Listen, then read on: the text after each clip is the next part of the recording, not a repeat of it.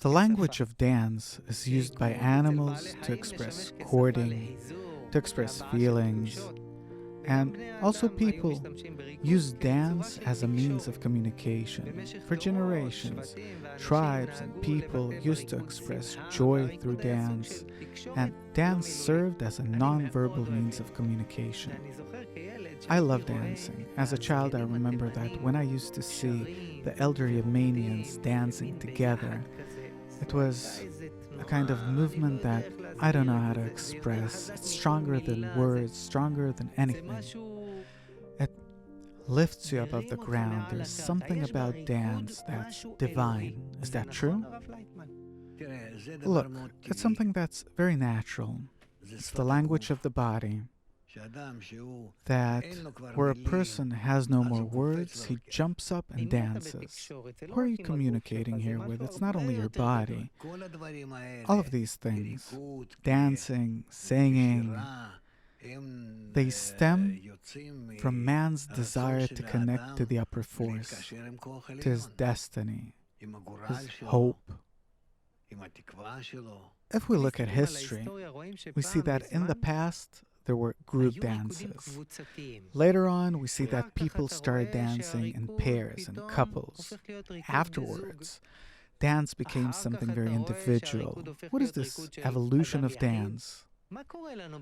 Our ego, that's growing all the time, is pushing us apart, and accordingly it affects the form of dancing, languages, everything. I remember that as a child there was lots of folk dancing, dancing in circles. Today you barely see that anymore. What is it about dancing in a circle where you move together? It's like one entity that's together, that it's not me or you, but it's the circle. What is this dynamic of dancing in a circle? You feel that you're connecting with others, that you're increasing your forces, intention, desire, that your connection gives you much greater power than just one person has, because there's already a spiritual force between them, because they overcome their ego. And so the bad forces also become good forces. Does Kabbalah talk about dance? You bet. What does it say? That it is the expression of connection and love that has to ride upon the distance and hate, like two poles, yes, and that we really have to connect them together, one opposite the other.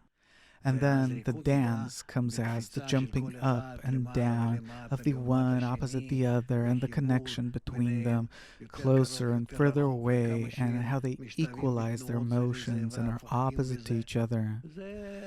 All of this explains to us how we, as separate creatures that were made so by nature, yes, how we overcome, rise above that, and want to become one.